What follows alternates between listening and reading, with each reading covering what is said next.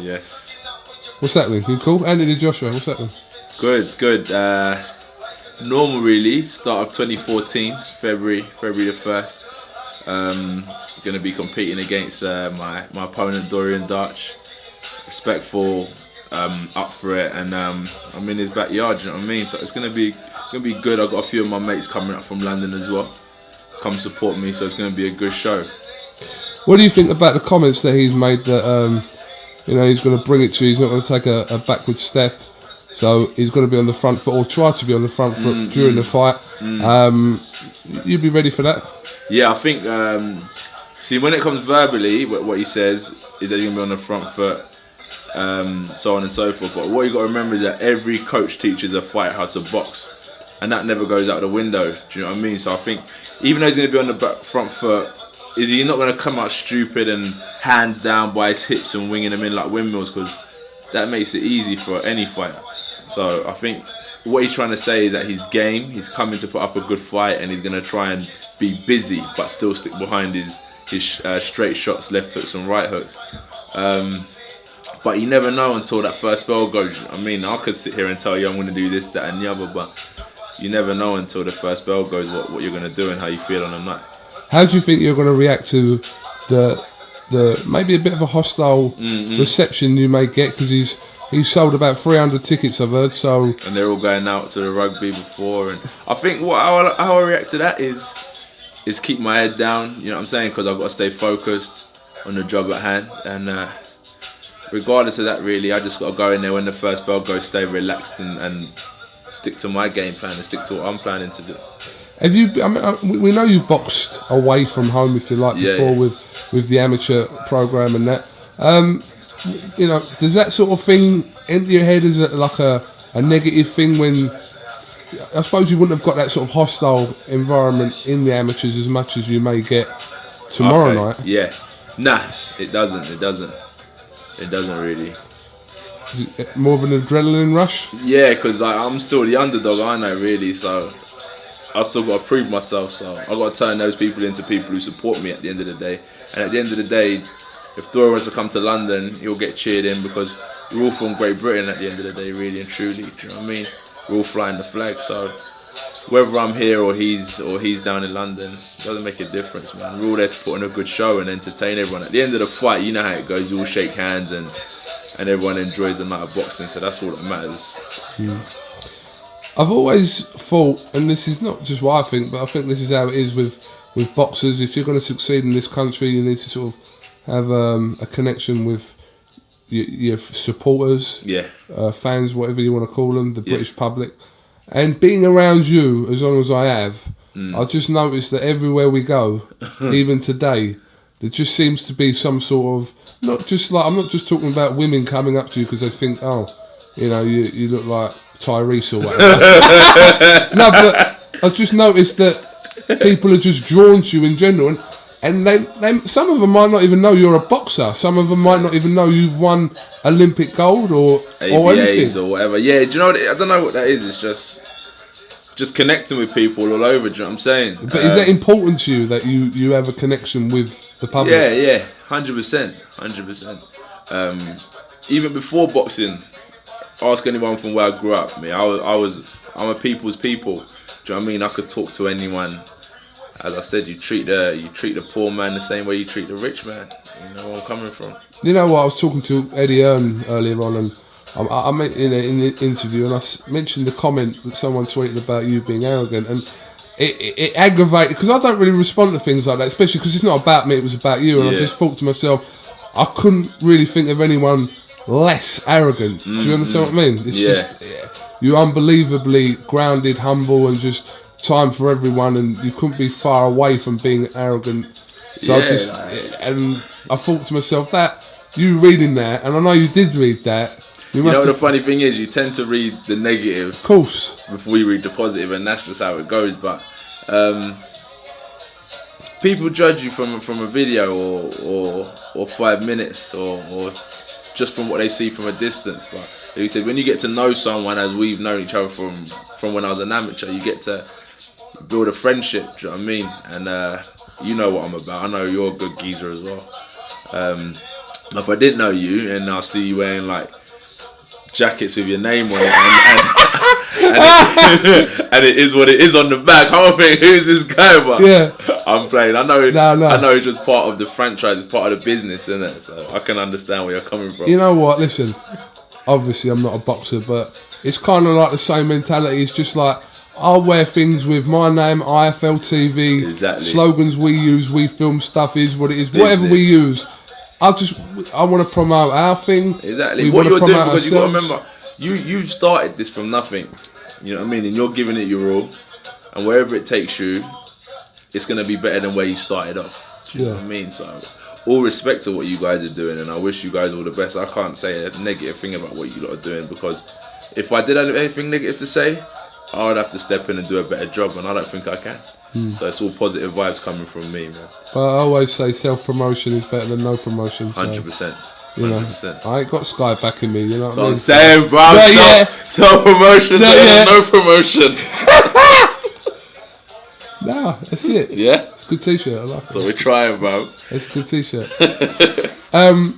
You know, we were just sitting down there having a bit of dinner with Eddie and little Frank Smith, and you know, just listening to the plans Eddie's got for you this year. It looks like the first 6 months for you are going to be just very busy. You're not going to be out of camp, basically, are you?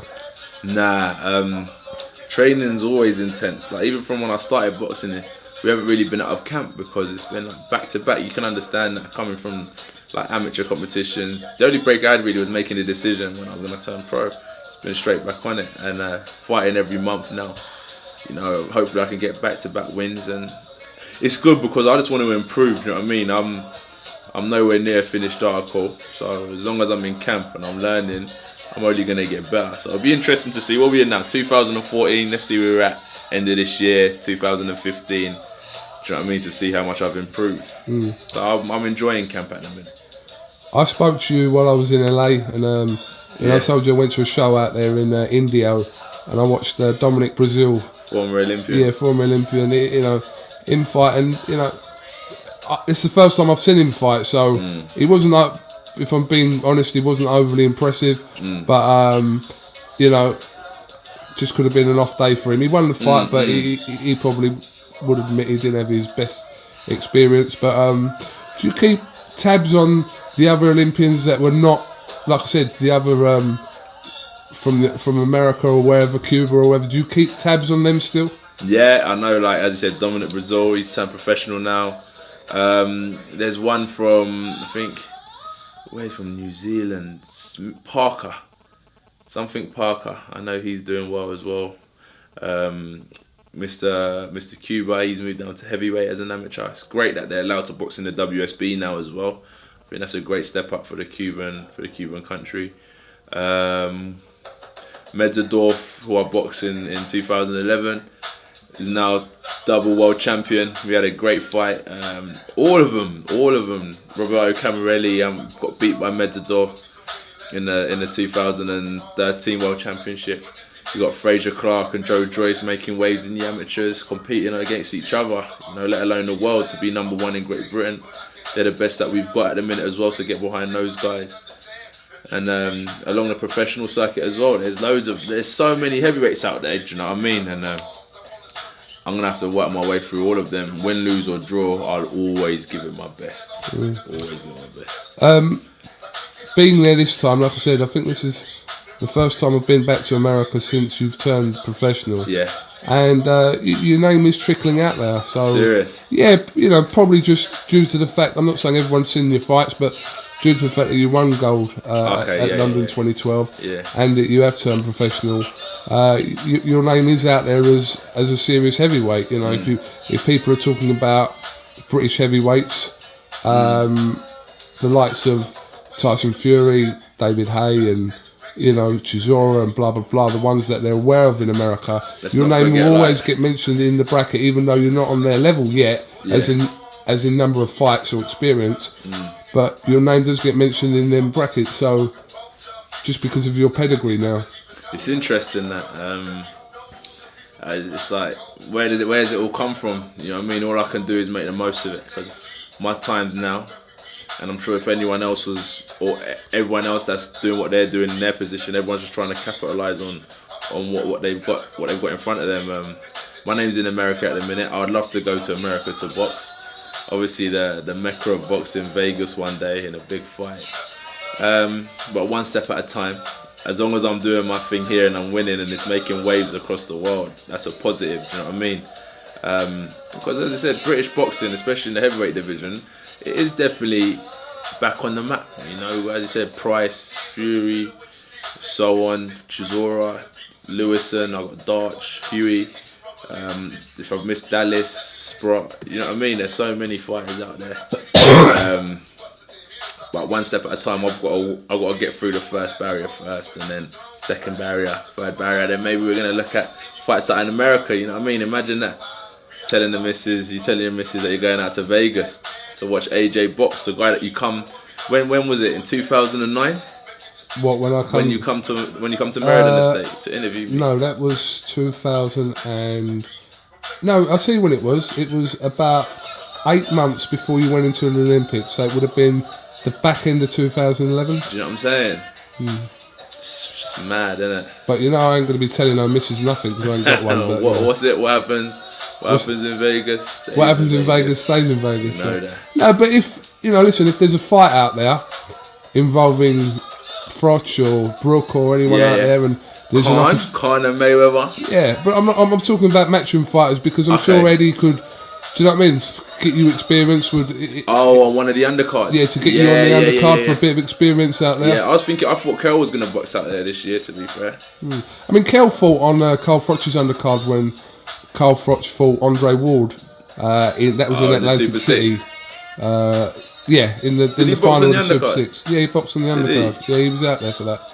So a bit of that experience wouldn't do you any harm, would it? So that's what it's about. The experience, fighting, just doing what you train every day in the gym. Do you know what I mean? Just do it underneath the bright lights, really. Right, definitely going to America. I've boxed out there once as an amateur with Finchley. We went out to Vegas to box. It was great. Like, I met Mayweather's dad, uncle, John Rule, Andy Ruiz. What's his name as well? I can't believe I forgot his name. Just so many great fighters out there. So to get out there again and be amongst that, man, it made me up my game by 10%. Do you know what I mean? It was a great experience. Have you been Vegas? Yeah. Yeah. Well, I lived there for 3 months with Ricky Hatton. While he was training for the Mayweather? While he was out there for, no, not Mayweather, Pacquiao.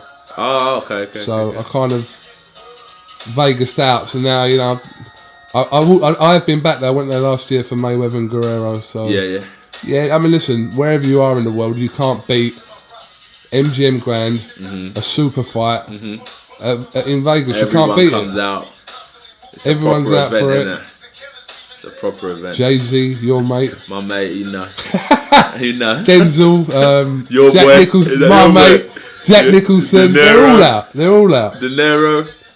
They're all out. Your boys. No, De Niro's your boy. That's your boy. Stallone, you stopped a fight between him and Stallone. He's your boy. I had to, bro. You know, for the love of acting, for the love of films.